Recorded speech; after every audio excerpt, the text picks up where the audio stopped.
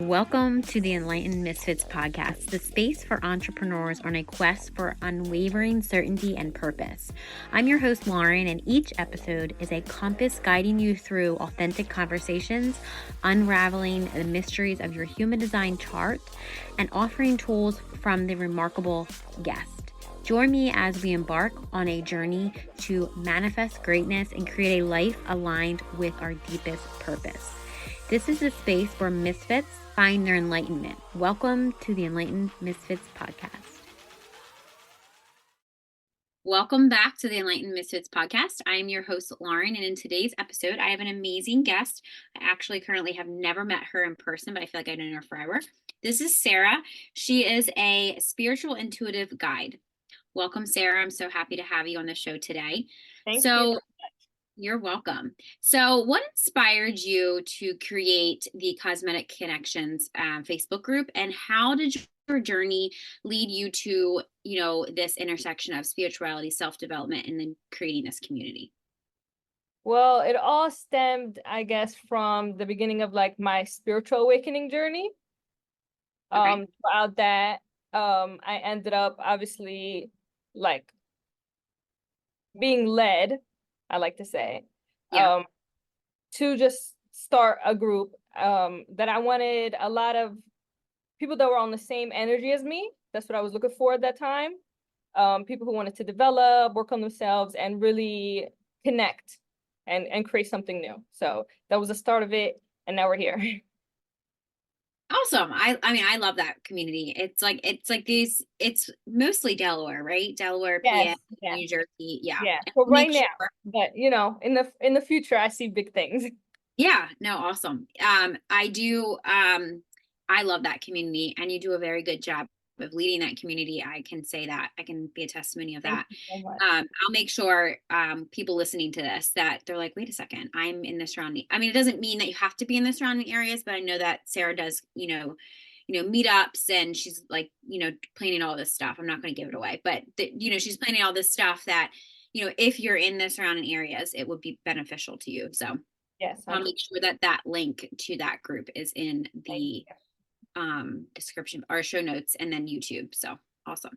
So can you tell us a little bit about your own personal journey, like where you started, what the spiritual awakening, like the highlights, like the pivotal moments, the face, maybe if you would like to talk about that darkness you faced. Yes, I was just about to say that. I think the beginning of any major spiritual awakening tends to be a low point in your life. And that was my experience. I was going through, depression, things like that. And my energy was just very depleted. I was feeling lost in the world. And I was searching for answers about myself because I was feeling like I didn't know who I was at that time. And then it led me really to plant medicines, and that's what took me up and away, which was mushrooms. That was the start of my spiritual awakening, and ever since then, it's been history and a great time. Now, can you tell us a little bit about like where you came from, like your childhood? Like, did you grow up I'll let you say. I know some of your story, so I want to kind of hear some of your story. Like, where are you from? The U.S.? Did you grow up here? Like, what? Well, I want to hear all that. Yeah. So originally, no, I'm not from the U.S. My parents are from Egypt.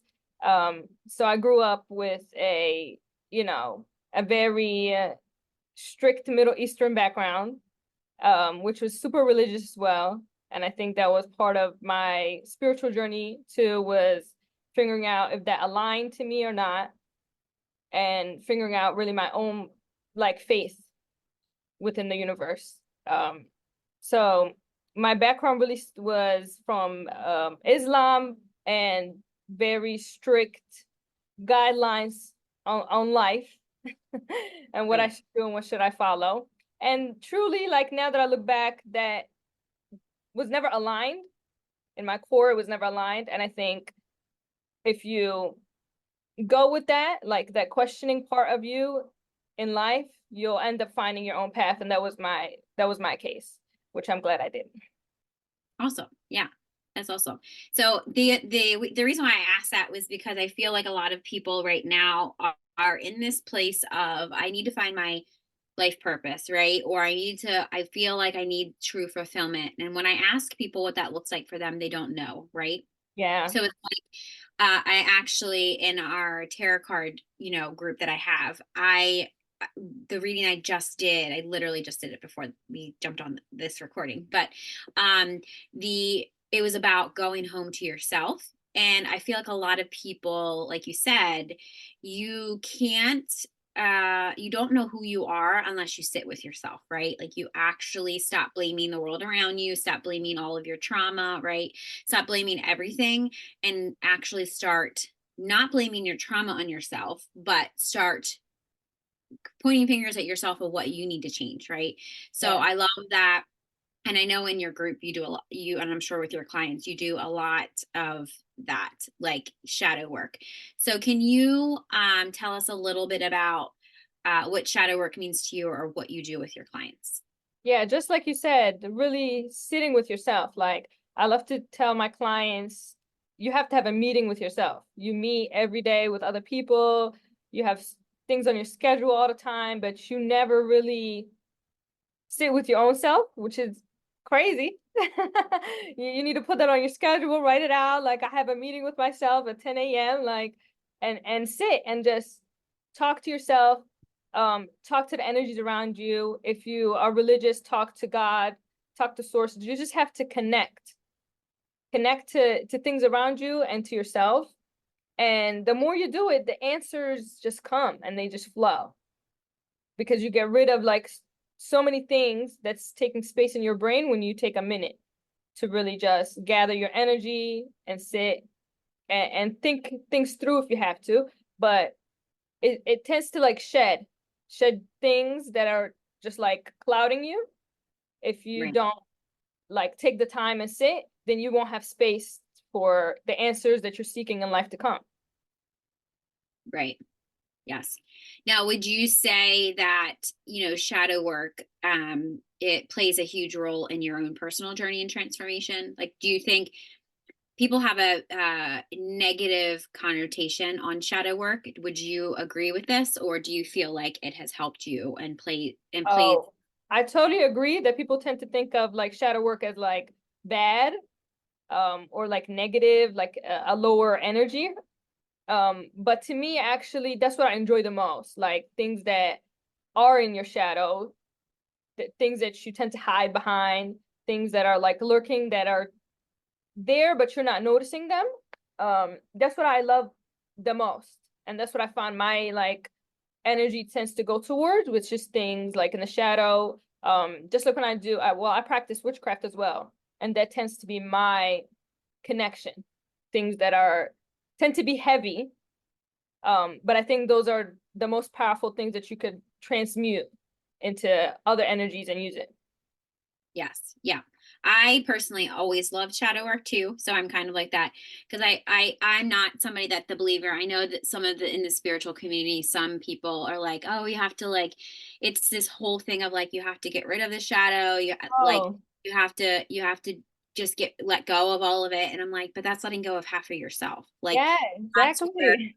yeah, like that's where you feel like, okay, so like it's kind of like when if anybody has ever done the EFT or the EMDR, not the EFT, the EMDR, and it's like they clear out, they process, they work with somebody, they process it, but the second part to that is now putting that compassion, putting those new beliefs, putting those like that new system to kind of run that, you cleared out you cleared out this, old kind of timeline or old neural pathway or whatever it is in your brain. And then, you have to replace it with something. And I feel like most people, they don't do that step. And then it kind of goes back on, okay, so like it doesn't work. Like people are like, Yeah, oh, it doesn't work, but it does work. You just have to do both parts. And it's like, or it could be if you're Reiki, if you do Reiki or, whatever it is that you do, it doesn't matter what you do as long as you put that compassion and love back into it. And I feel like that part in that piece is never told to people because people think, oh, I can just do this one session and it'll be fine. yeah, But it's not. Like, so many people I've talked to, even some of my own clients, like a couple of them are, mental health therapists, and they know that this is what they do, and but that doesn't mean that they also don't need help themselves. Mhm. So it's like, that's where I come in, and most of it is quantum healing, but that's where I come in to help them. Okay, so this is like a new belief, this is what we're going to clear out, this is a past life, this is Akashic record, something like that, that they realize, oh, okay, so I can change that now, and they have the ability to do that because they do that with their clients. So I think that that's really important for people to know when they're doing shadow work. A lot of people, you can do shadow work by yourself, right? But I feel like it is really, really, it's very transformative if you work with a coach, you work with, a healer, you can work with Sarah, like you can to do that because you have somebody that has went through it, a similar experience, maybe not the same thing, but it's a similar experience, and can help guide you quicker. And instead of you in this place of like, okay, I've been doing this for 2 years and it's not working, like what can change, right? Yes, I totally agree with you. I think it's two things that's really important is community, like having people around you that aid you on your journey of life, um, and being interconnected with people around you. Um, Yes. and also back to the shadow work, it's really rewiring, like your brain, your beliefs, everything that you've learned, and clearly it wasn't serving you at that time. So now you're trying to change it. But it just gets easier. Usually people struggle with it when they, like you said, tend to believe in like the lighter work of it. Right. And they don't tap into the shadow, um, to and start rewiring that. And to me, like I said, I think of everything as energy and I transmute it. And I find the shadow to be really strong. The energy that is through your shadow is really enormous if you really know how to work with it, and can push you to do great things in life and live your highest potential. Yes, I love that. Yeah, I actually just started. Some people know this, but most people don't. I think if they've listened to the podcast, they know. But I just started. I guess it's been 5 or 6 weeks. I'm doing the shamanic journey, and I feel like that is probably the hardest. I don't know. It's the hardest thing I feel like I've done in my life. I feel like I done hard things, but going through this journey, you're going through the chamber of wounds, you're going through the chamber of contracts, you're going to look at your shadow. And Yes. I did this for myself because I feel like I got to a point that I've worked with healers, mentors, quantum healers. And I'm just like, I feel like, and most of the time when you work with people, they're able to see your shadow and the things that you don't want to see, right? Yeah. So they help you kind of see, no, this is what's really happening and this is how we can change it. And I've noticed that, for one, your throat chakra is the where all of the wisdom lies. So if you're not speaking your truth, or you're speaking from like a wounded part or a shadow part of yourself, you're not really speaking your truth, and you won't really know that until you kind of like, work with somebody or work with a healer or work with somebody that can kind of say, hey, this is the shadow part. And I always, like you, believe that the shadow has, huge wisdom to share with you. It's not Yeah. bad. I feel No, like it's not. has, yeah, it has a lot of wisdom to share. And I Yeah. just learned that, recently, because I was like, oh, wow, my throat chakra, I'm constantly working on my throat chakra, I feel like. And I'm like, and I feel like a lot of my clients lately have been constantly working on their throat chakra. And a lot of it is because, they might tell me that they do the shadow work, but I'm like, I don't know if I don't know if that is, are you really doing it this way? So then I give them another tool to do it this way. And they're like, wow, I'm not. Like, it's actually like to actually be able to like kind of sit with their shadow, figure out really what's going on. I feel like that is huge, because I do that. Or like mirror work, that's another technique. I don't know if you wanted to share with somebody, like a listener that have maybe just started, maybe this is their first day that they're listening, like, okay, I'm going to try to listen to, spiritual, I'm trying to go down this journey. What would something that you would recommend them to do, like if they don't know where to start? Um, I have an answer to that, but I know you mentioned the mirror work. Yeah. I love I love it. I think that's one of the greatest things you could do Yeah. is really mirror yourself back. And to me, that was one of the biggest things that made me feel so confident in myself Yeah. and tap into that like really wisdom and power that I have. So I just wanted to comment on that. Yeah, I know. I've done mirror work was probably the first thing that I started when I was doing it. Because people look at me and they're like, "Oh, you inspire me so much." Which is great. And I'm like, that's what I feel like my purpose is to kind of, I to show people what I've shown, like what I was shown, and then help them along the way because I feel like we could do a lot, but as a community, like you said, we can change timelines. We can change a lot as a collective. And I always say that I always say if I didn't go first, or if other people didn't go first, I wouldn't be able to be who I am. So like I wouldn't be on this podcast, I wouldn't be on camera, I wouldn't be like, I can stare at myself, or I can look at myself, and I can constantly not try to hide, or I try to encourage my when people say, "Oh, I want to get on, a call with you," I try to encourage them to get on camera, Oh, because yes. not that I need to see them, because I know their energy, I can feel their energy, I can read their energy, but I want them to be able to look at themselves confidently and talk. And it's not that I'm forcing people to get on camera, but a couple times they won't get on camera, but Hmm. eventually they'll start turning their camera on, and I won't say anything at first because I don't want them to be like, "Oh, I'm turning my camera off next time. She noticed," or whatever. But I feel like that's huge because a lot of people don't want to do video. A lot of people don't want to be on camera, and it's because they think that they can hide behind that.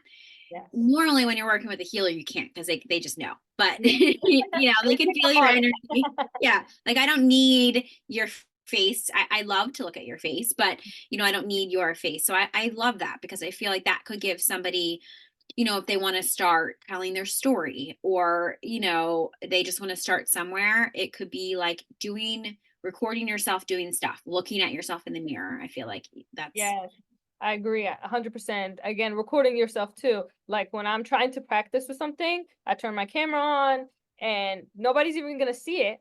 Doesn't yeah, even have to record, but it just another like energy exchange within myself. That's how I yeah, relate it. And it totally helps. It's like again meeting with yourself. Like I always tell them, turn it on, look at the mirror, and meet with yourself and talk to yourself that way. And I think a lot of, at least my clients, my experience, they put a lot of stress on what that should look like. yeah, And they need to have some sort of like outline, even when they journal, things like that. And a lot of the times that I tell them is just flow. All you have to do is flow. Like if you don't have a thought, you don't have a thought.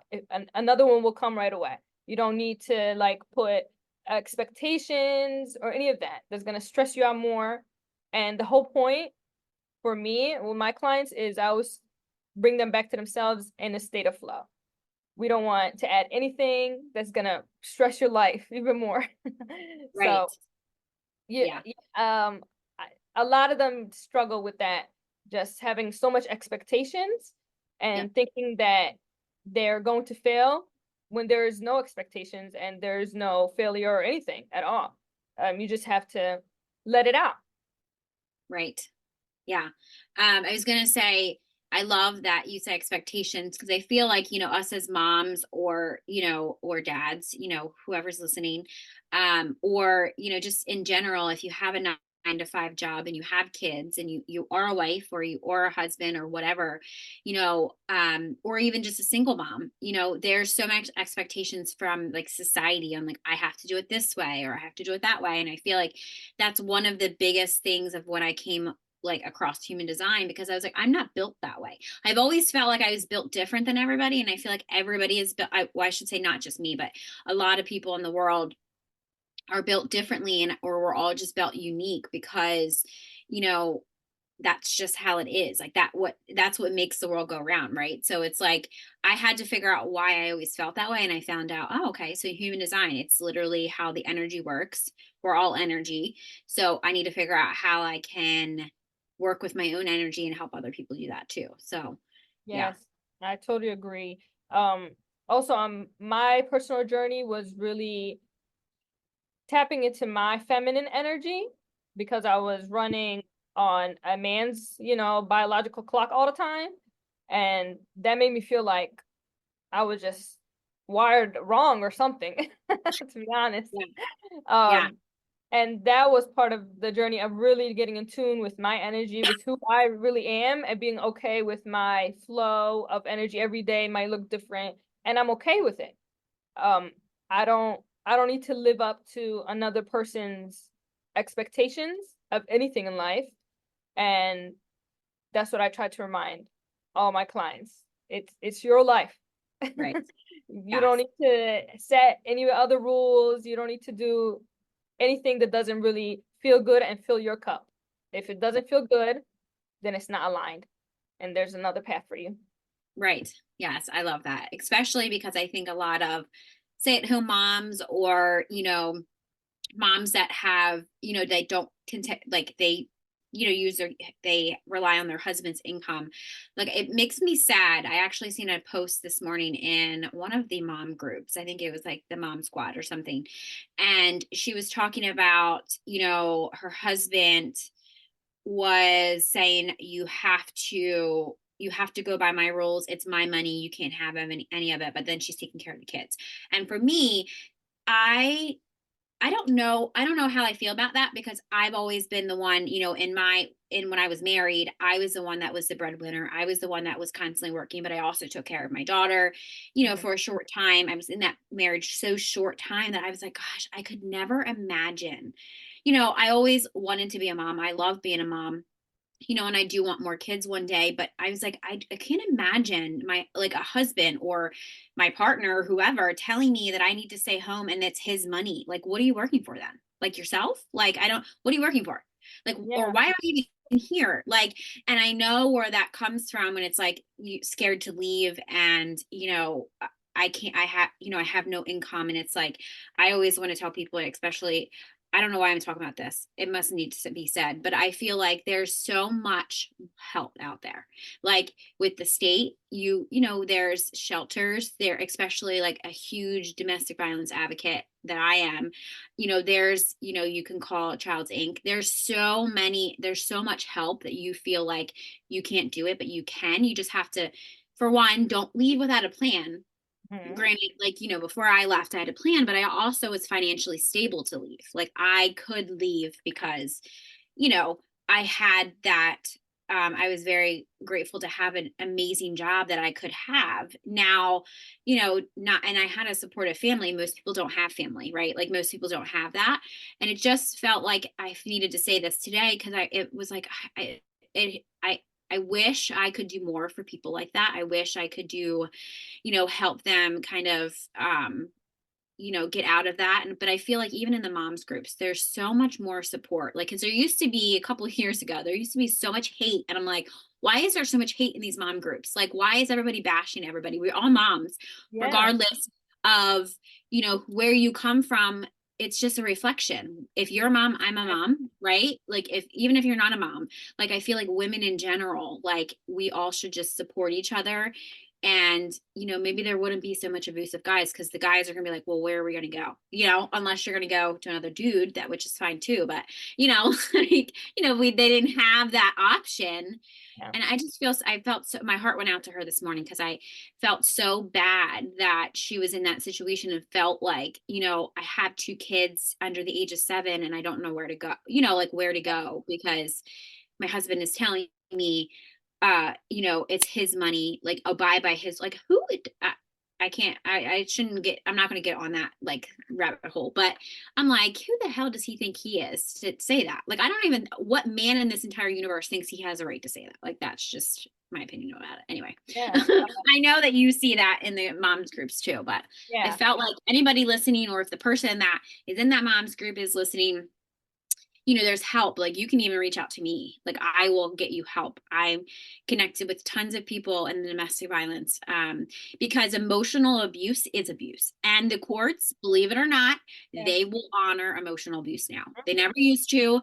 But I think with my case, I had a huge case in, family court a couple of years ago. And I made sure, and I say the same thing. Like I help some of the domestic, like I always give back to the domestic violence community. And I said that, my platform eventually will be about, survivors and domestic violence. And, I said emotional abuse is abuse. Like it needs to be recognized in court. Like I don't care, but something needs to change. And I feel like now more than ever, the judges are actually looking at that. Like, is this person being emotionally abused? Or the kids too, because same thing with, kids. They don't look at emotional abuse as abuse, but now they are. I feel like it's getting there, but they are starting to look at that, which is amazing for them. So I'm proud of them.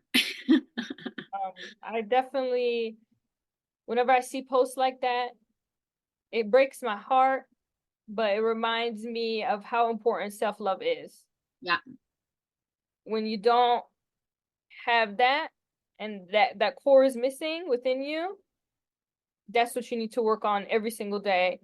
And in situations like that, the more you do it, the more the answers will come to you. Like you'll get strong, she'll be able to leave, make a plan. But from my experience, I saw my mother go through that. So and she got out of it.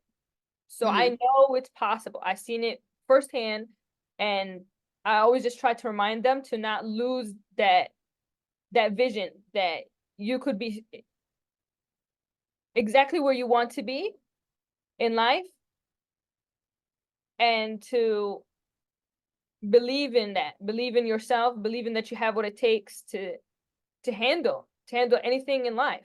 And that's really back to self-love. If you don't have that, then you don't have the confidence, you don't feel like connected to source, you don't feel like you could download answers all the time and really trust in your path that it will reveal itself. And it just, yeah, it breaks my heart to see women go through that. But it's not the end. It's never the end. It's the beginning of where the rest of your amazing life will be and unfold. Just like when my spiritual awakening, I went through a hard time and came out of it. So if I could do it, everybody could do it, just like you could do it and you did it.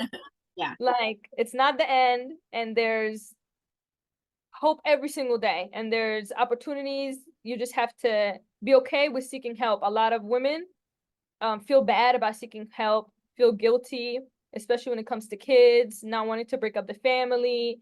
Mm-hmm. But sometimes we forget that energy in that house is affecting them way more than you guys are being separated, and way more than the hardship that she will go through as a single mother. It will be way easier and way better on them to see her make it through than to see her be in a place that is eating at her soul for the rest of her life. Life is too short. Life Yeah. is too short to waste it and not be good every single day within yourself. Yes. Yeah. I love that. Yeah. I was going to say the only other thing I was going to say about that is when you said about self-love, obviously, like you said, that takes time and I'm actually going to I'm going to take that when you're like meeting with yourself, like that is actually good. Like I personally forget to have a meeting with myself daily. I mean, maybe I don't call it that, but I always sit with myself in some type of like, if it's meditation or if it's just like how I ask myself, like, how am I feeling? Oh, we're feeling shitty today. Okay. Like sometimes you can feel shitty. Like you're allowed to have a bad day. Just make sure it's not a bad week or a month. Like Yeah. you can have a bad day, have a bad day. If you don't feel good, honor and accept that. And that's where I have started using EFT tapping for that, because I've noticed that even if I have a bad day or I don't feel good, like this past, weekend, I still loved and accept myself completely. And that's all that matters. I feel like if anybody doesn't take anything from this conversation of what we talked about, hopefully you take a lot, but if you don't, you need to have a meeting with yourself and then figure out a tool that you can use. There's tons of them. If it's meditation, great. If it's EFT tapping, there's tons of videos on how to do that. You do not need to go get certified to be one. You could just go on YouTube and you could just learn how to, and just have a phrase that you say to yourself. I usually say, even though and if I'm feeling shitty, or if I have anxiety, or, you know, whatever is going on in my life currently at that moment, I usually say, even though I have anxiety, I still love myself completely and wholly. Like, you know, whatever it is, like whatever statement that is, because I feel like that truly helps a lot. At least for me and my clients. I don't know if you have like a tip that you want to share with everybody, or advice that you could give somebody if they're beginning their journey, Yes, or speaking seeking of guidance and where to like start. tools with my clients, I always tell them, I will not solve your problems for you. That is not what I'm doing. I'm not a magical tool to like snap my fingers and give you an answer to an issue that you have. My way of helping you is for you to cultivate a tool box throughout this journey, where we come together and figure out what works for you, that helps you every single day become better. Every single day pour into you. Every single day when you're having a bad emotion, like you said, don't try to like bottle it up. Again, back in the flow. Ups and downs throughout life. Any emotion is valid and you need to sit with it. If one day I'm having a bad day, that's the point. This meant for me to have a bad day that day. Literally. Just sit Right. with it. Have the bad day. It's okay. Don't feel bad about it. Don't feel like less than. Don't feel like a failure. Like, no. I always say to myself, every single day is a learning lesson for me to push me forward to my highest being. Right. Every emotion I feel is a lesson for me to evolve. So just like you said, meet with yourself, sit with yourself, and cultivate a toolbox, a toolkit for yourself to, when you feel out of balance, take one out and test it out and see if it works for you. Something creative. You always need something creative in your toolbox. That's one tip. Yeah. Have something that taps into creativity and allows you to flow. For me, it's painting.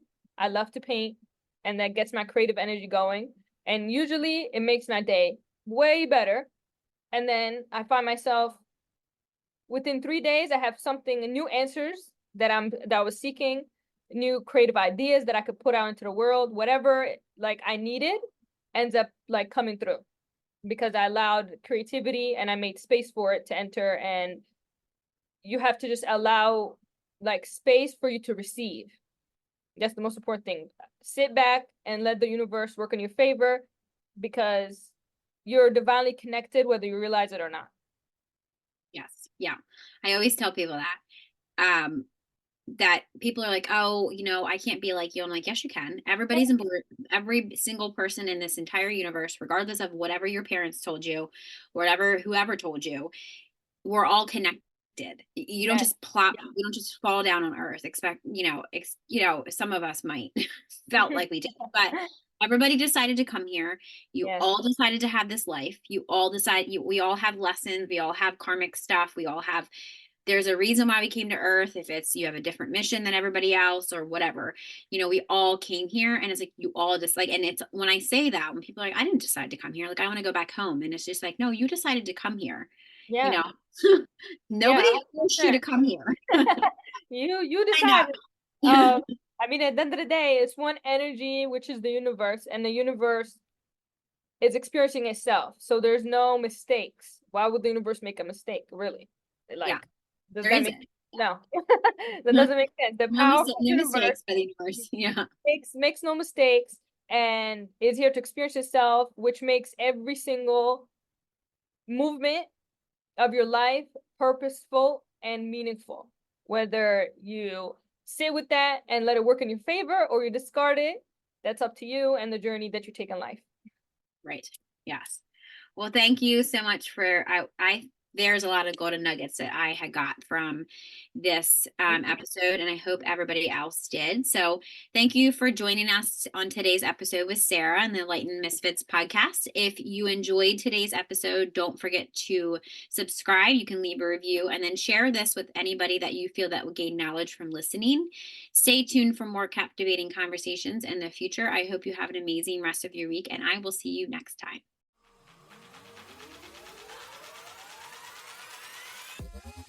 Thank you for joining us on another enlightening episode on the Enlightened Misfits podcast.